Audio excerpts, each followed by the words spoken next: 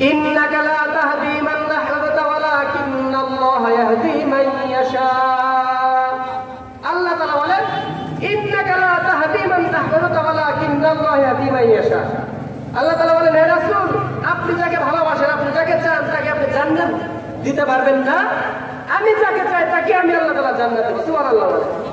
তার মানে রাসূল সাল্লাল্লাহু আলাইহি ওয়াসাল্লাম চাইছিলেন তার চাচা আবু তালেব যেন জান্নাতে যায়। মৃত্যুর পূর্বে মুহূর্তে তাকে বলছিলেন, চাচা আপনি কালেমা পড়েন, কিন্তু সে পড়তে পারে নাই। আল্লাহ পাক বলেন, হে রাসূল, আপনি যাকে চান তাকে আমি আল্লাহ তাআলা জান্নাত দেব না, বরং আমি যাকে চাই তাকে আমি আল্লাহ তাআলা জান্নাত দেব।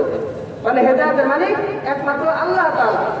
ইন্নাকা লা তাহদি মান আহবাবতা, যে আপনি যাকে ভালোবাসেন তাকে আপনি হেদায়েত দিতে পারবেন না, ওয়ালাকিন্নাল্লাহা ইয়াহদি মান ইয়াশা, বরং আল্লাহ পাক যাকে চান আল্লাহ পাক তাকে হেদায়েত দেবেন। এজন্য আহলুস সুন্নাহ ওয়াল জামাতের আকীদা হলো সমস্ত নবীগণ মাসুম। এজন্য নবীদের ভুল ধরা এটা কোন মানুষের জন্য শোভা পায় না। মুহতারাম হাজরিন, তো কিয়ামত পর্যন্ত নবী আসার রাস্তা বন্ধ, নবী আসার রাস্তা বন্ধ। কারণ রাসূল সাল্লাল্লাহু আলাইহি ওয়াসাল্লাম সর্বশেষ নবী, রাসূলের পর আর কোন নবী নাই।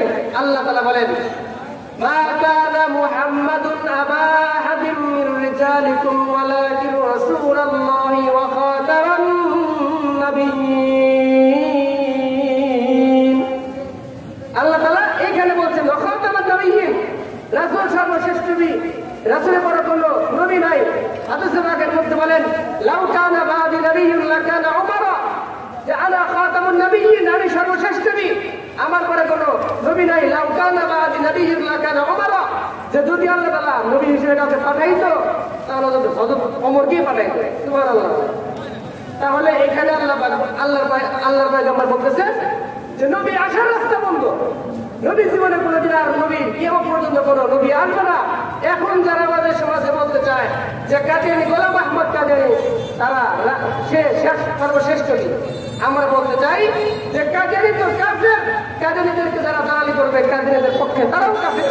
এজন্য হযরত আলেমদের ওলামায়েরা একটা আওয়াজ তুলছে এখন যে আমাদের সংসদে কাদিয়ানীরা যে কাফের এটা সর্বোচ্চ আইন পাস করতে হবে।